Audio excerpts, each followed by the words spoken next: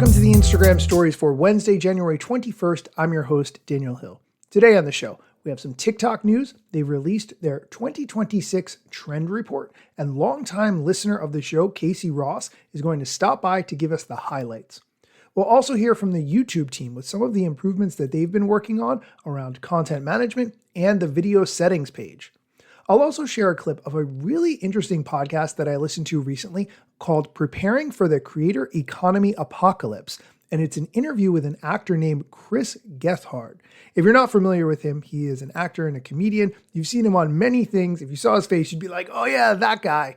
He shares some really interesting things about the creator economy and some of the social media platforms that I never thought about before. You're going to like it. And at the end, after the music, I will do Wednesday Waffle. I am continuing the story of how I hired two actresses to sit next to my wife and I in a restaurant and tell dating stories, and my wife had no idea. All of that and more on today's episode, but first, here's a quick word from our sponsors. Welcome back. Let's get into the news, and starting with TikTok. They released their 2026 trend report. I will link to this entire report in the show notes so you can check it out. But to explain what's in it and give you the highlights, here's a longtime listener of the show, Casey Ross. Hi, I'm Casey Ross.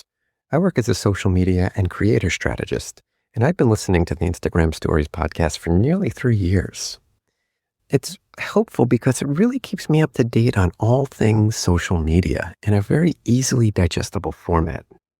And today I wanted to talk about TikTok's 2026 trend report. The theme this year, irreplaceable instinct. And the report is broken down into 3 trends. Trend number 1, reality, but T is spelled T-E-A. Trend number 2, curiosity detours. And trend number 3, emotional ROI. So within these 3 trends, 2 things really jumped out to me. Number 1, the comment section. TikTok acknowledges how the comment section continues to be one of the most interesting places on social. TikTok calls out how comments are evolving into creative spaces of their own. One line that I loved said, TikTok comment photo reacts are creating a new visual language. Audiences are stacking reactions, reviving memes, and making the comments a space of their own. They also say brands should treat comments as a creative surface, not an afterthought. And maybe most importantly, TikTok says comments are a verification hub. It's where people are going for validation before they make a purchase. They look to their trusted community for that validation. And the second thing that really jumped out to me is TikTok saying brands should move away from glossy influencer culture and move toward real creators. This line I really liked. As the gloss of influencer culture wears off, creators are stepping into the spotlight, valued for honesty, craft, and community over clout. And I couldn't agree with this line more. I want less polish. I want more credibility. Hopefully you found this helpful. If you want to view this report, there'll be a link in the show notes. And if you want to connect with me, you could find me on LinkedIn at Casey, spelled C-A-S-E-Y, Ross, R-O-S-S. Thanks so much. Thank you so much, Casey. I really love having different voices on the show, especially those of you who listen. If you've been listening for a while and you would like to make an audio segment for the show, I would love to have you do that. I'm happy to even write up a script to get you started. Send me a DM at Daniel Hill Media. You can pick any topic as long as it's social media related, whether it's news or strategy or something else. Let's work together on it. Now let's move on to the YouTube news. The team at YouTube is improving the flow of uploading new videos and how their content management system works, along with an update to the video settings page. To explain more, here's Lauren from the YouTube Creator Insider team. What's up, Insiders? I'm Lauren, your producer and product team program manager. I'm pulling back the curtain on our latest features today, so let's dive in. To simplify the creator experience on the YouTube main app, we're consolidating multiple entry points to the video list on mobile. The Manage Videos entry point on the channel page will be removed, and the Your Videos entry point on the U tab will direct creators to the channel page. Going forward, creators will be redirected to their channel page after video creation so that all video management can be done directly on the channel page tabs, such as videos, shorts, and live.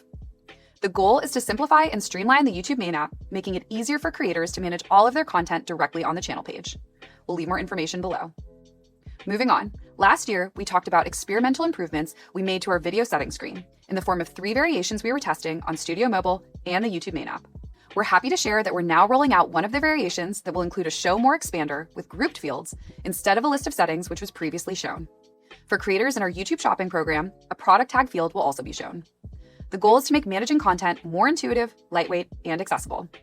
And that's it for this week. From the creators of YouTube to YouTube creators, we'll see you next week. Nothing revolutionary there, but it's nice to see YouTube working so hard to try to improve the experience for creators when it comes to uploading videos. Okay, we're going to take a quick break. When we come back, we're going to hear from comedian and actor Chris Gethard as he talks about the creator economy and what he thinks will happen in the future where someone will improve on all the systems and algorithms that we are spending our lives chasing. Stick around. Welcome back. I listened to a really good podcast from Vulture called Good One.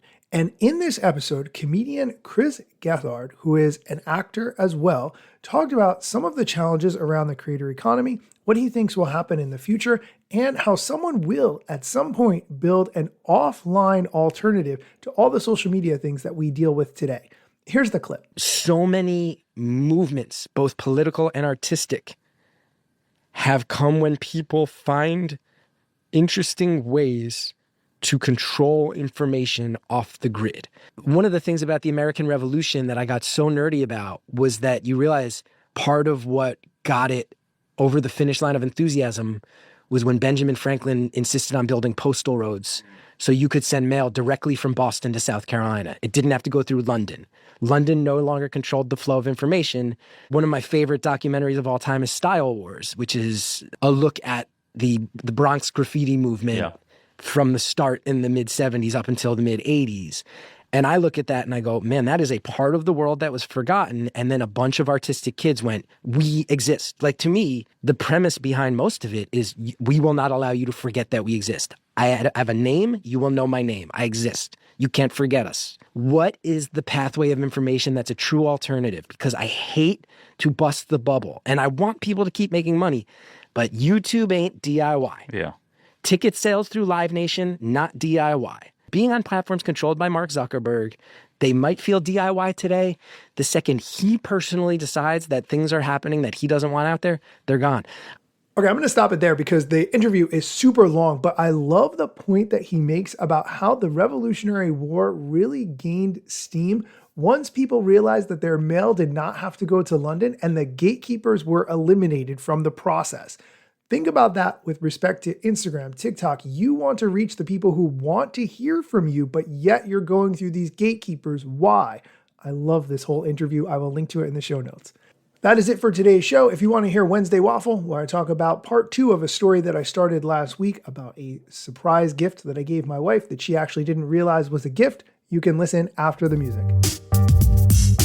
Instagram news got you covered, sometimes even TikTok. Relevant platforms in the metaverse ahead of the wave without a break or a pit stop. Still waiting for Zuckerberg to give me the big job. Pause. Use trademarks and logos with Insta's permission, of course. If you like the show and you gain some good info, maybe leave a review. It's a type of applause. Just drop me a message if you want to collab. If you got some good content or you want to run ads, at Daniel Hill Media is where I am.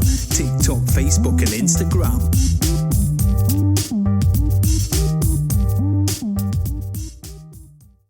Oh, hey, thanks for sticking around. If you didn't hear part 1 of the story, I told it last week on the Wednesday Waffle. The story is essentially, my wife and I were having our 20th anniversary. I wanted to do something special for her, so I hired actresses to sit at the table next to us and tell stories to each other. As soon as we sat down and the 2 actresses started telling stories, my wife started kicking me under the table and texting me what was going on so that I could pay attention.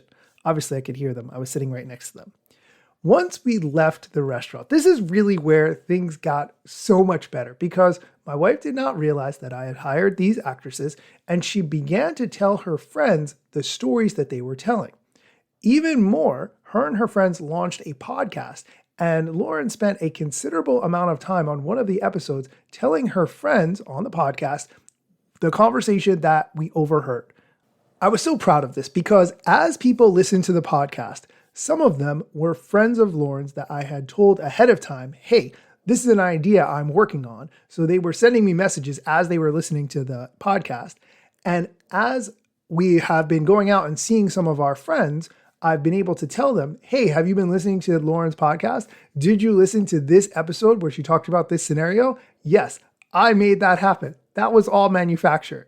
But there was a problem with this whole thing, which is that at some point I needed to tell my wife the truth. I couldn't die with this secret. That's not fair. So thankfully, her and her friends invited me on the podcast. And we went through the whole podcast episode talking about a variety of different topics. And then at the end of the podcast episode, I said, I have a surprise. I would like to give my wife part 3 of her anniversary gift. And I filmed this part. Don't worry, I'm going to make a video. She opened up the envelope, and inside I had written, I hired actresses to sit next to us at a restaurant and tell wild stories. And everyone who was in the room was dying laughing. That is going to be a podcast episode on the Voice Notes podcast, which I will link to in the show notes. It will be available to listen to on Friday to hear what it was like for me to tell my wife that this whole thing had been a bit that I had been running for 2 months at this point. Super fun. It's just continuing to be the gift that keeps on giving, mostly for my entertainment. Okay, thank you for listening to me talk. As always, I really appreciate you listening to the show and letting me share a bit of personal information or other topics besides social media on the Wednesday Waffle.